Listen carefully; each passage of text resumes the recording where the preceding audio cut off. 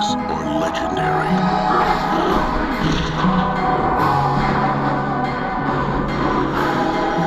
Their origins are unknown. Their methods are extreme. But when our future's at stake, they'll be the world's last hope.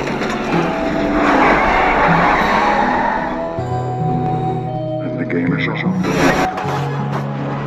Let go! Got it! Save your bullets. These men are mine! Did you see that? Did you see what you just did? Take your eyes from the bloody road! Whoa! Steampunk is... I honestly don't know. Steampunk I find a lot of fun, but actually all I can think of is a man in a pith helmet with a large gun.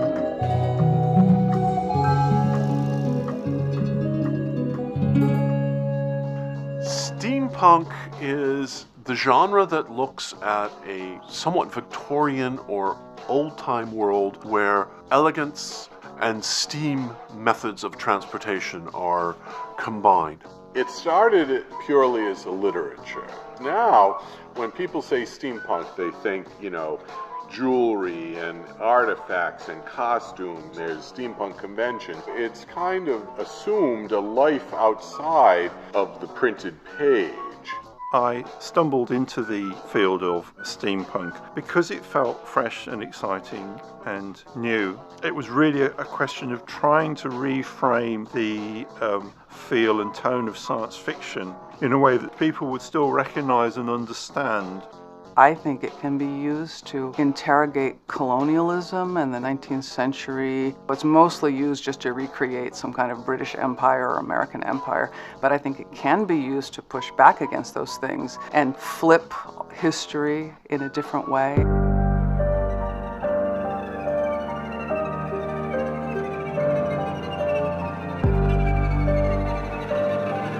Flip history in a different way.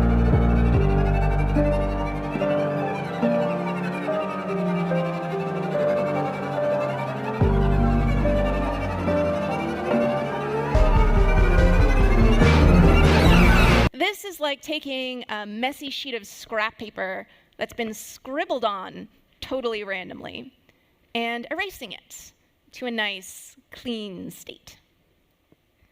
To erase the bit encoded by the gas, we let the gas exchange heat with its surroundings, which have a fixed temperature, through the box's walls. Then we slide a partition into the box near the left-hand wall and push the partition to the box's center. The gas ends up trapped in the right-hand side. At what cost?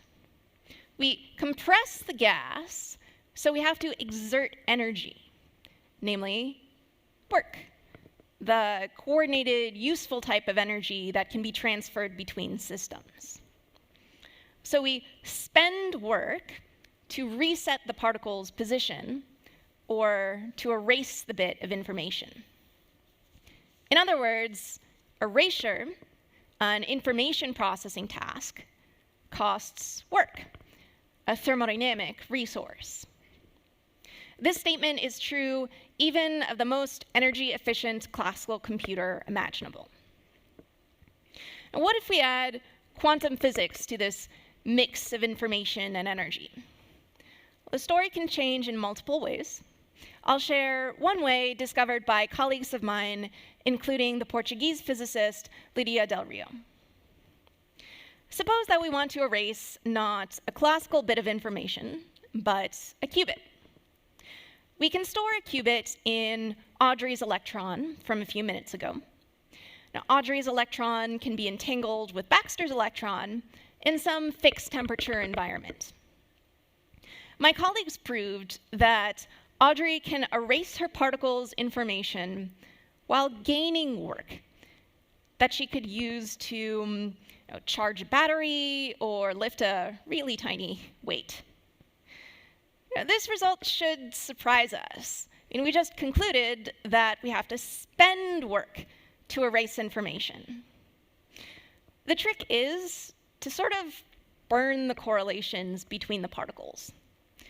Entanglement and heat together serve as a kind of thermodynamic fuel. So quantum phenomena, such as entanglement, can serve as resources in thermodynamics, in gaining work, as well as in information processing. Beyond erasing information, we can build quantum thermodynamic engines, refrigerators, ratchets, and batteries. Quantum phenomena can benefit these devices, my community has found. We can use entanglement as a resource in refrigeration. We can charge quantum batteries at a greater power if we entangle them than if we don't. One of these quantum engines that burns, so to speak, information can perform more work on average than its classical counterpart. And quantum engines can operate under conditions in which classical engines cannot. These results not only help us extend Victorian thermodynamics into the 21st century, but also shed new light on what distinguishes the quantum world from the classical. Quantum thermodynamics reaches back to the past, to the 1800s, and ahead to the future, to quantum computing. So does steampunk, a genre of literature, art, and film, reach back to the past and ahead to the future. Steampunk stories take place in the 19th century. Some of the earliest factories are belching smoke. London is full of smog and Sherlock Holmesian mysteries. Paris is in La Belle Époque, and people wear waistcoats or petticoats. Against these backdrops are futuristic technologies. Automata, time machines, flying ships, and submarines. The Canadian poet Douglas Featherling has supposedly said, "Steampunk is a genre that imagines how different the past might have been had the future come earlier." You might have encountered this steampunk novel, The Time Machine, by H.G. Wells. It's one of the first steampunk works. It was written during the 1800s. But steampunk is very much with us still.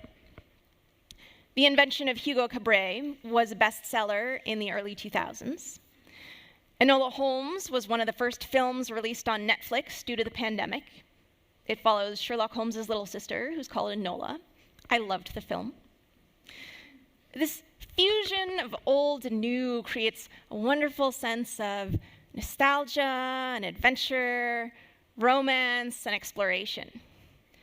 So fans dress up in these steampunk costumes with top hats and goggles and gears and gather at steampunk conventions for the sake of a fantasy.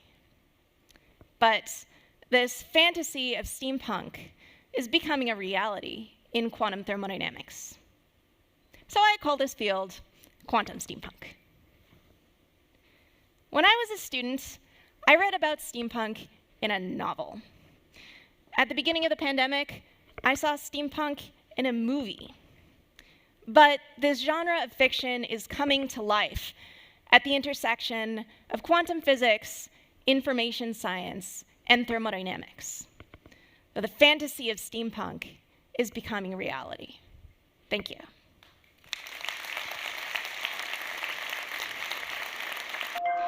At the beginning of the pandemic, I saw steampunk in a movie. But this genre of fiction is coming to life. Nunca se ve bailando en la pista sola. Llega a montarla con sus amigas gastando el dólar. But the fantasy of steampunk is becoming reality. Thank you.